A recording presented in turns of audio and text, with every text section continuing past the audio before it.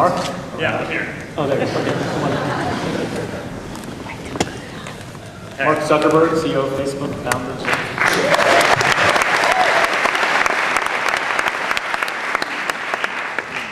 So thanks for coming. I heard a rumor you were at CES, but did you blow it off and come back for this, or just? Yeah, all for you. Thank you. So you guys won the best overall startup at Crunchies two years in a row. Every year there's been a Crunchie. You guys have won, and I think it's been well deserved. You have bigger growth in users, bigger growth in revenue, rumored than anyone else. But where do you take it from here?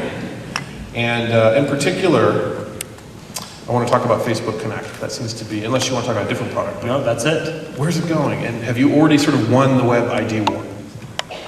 Well, I mean, we don't think about it in terms of that. I mean, we think about it more in terms of, people want to share a lot of stuff with their friends, and, who people's friends are obviously a really important part of them. But yeah, I mean, so we focused a lot of the last few years on helping our users spread Facebook around the world, right? So we're up to around 350 million users. So I think that there's still quite a while left to go in that. But at this point, we're really, starting to focus a lot more on platform and Connect. Right? And we launched Facebook Platform 2.5 years ago now, in May of 2007.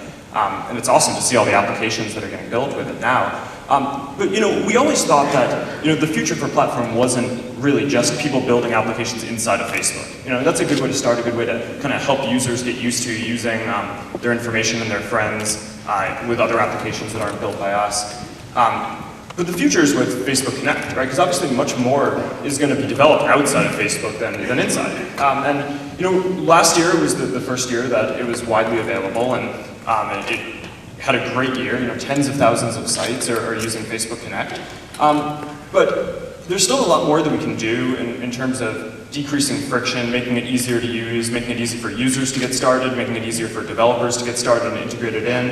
And that's going to be a big focus for us this year, both on larger applications, making it so they can do deep integrations, and all the way down to people who just want to drop something to their site and have a really easy integration. Okay. You've always pushed the envelope on privacy. I think you've said in the past, things that surprised you that people were willing to disclose on privacy years ago, you're surprised to see them willingly disclose it today. Where, not just with Facebook, but where is privacy on the web going over the next couple of years, do you think? Well, I mean, it is interesting looking back, right? Because I mean, when we got started just in my dorm room at Harvard, the question that a lot of people asked was, why would I want to put any information on the internet at all? Like, why would I want to have a website? And then, in the last 5 or 6 years, blogging has taken off in a huge way, and just all these different services that have people sharing more information. And people have really gotten comfortable not only sharing more information in different kinds, but more openly and with more people. And that social norm is just something that's evolved over time. And we view it as our role in the system to constantly be kind of innovating and updating what our system is to reflect what the current social norms are. So a lot of companies would be trapped by the conventions and their legacy of the systems that they built. Doing a privacy change for 350 million users is a really, it's not the type of thing that a lot of companies would do.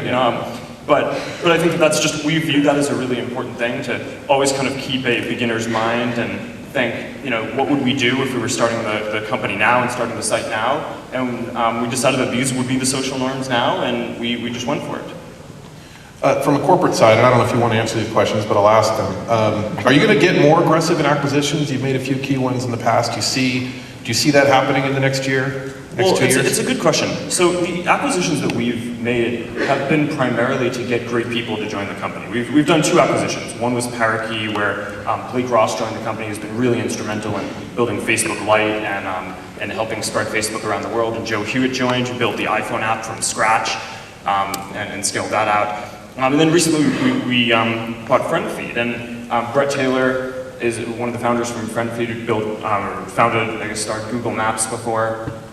Is now running the product side of the platform now. Paul Buchheit is really involved in driving the engineering culture at Facebook. And I mean, the interesting thing is we only have around 300 engineers at Facebook. So it's actually, we've tried to keep this ratio where there's more than a million users to each engineer. And that makes it so that What? No, just go ahead. I think that's roughly the same ratio we have at TechCrunch, to be honest.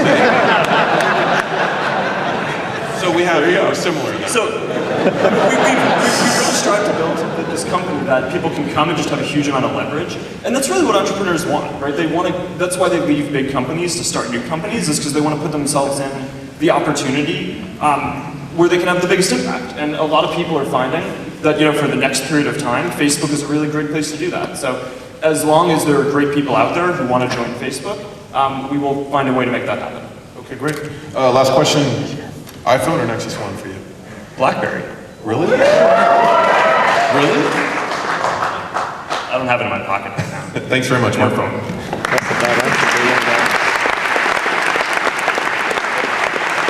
Somebody's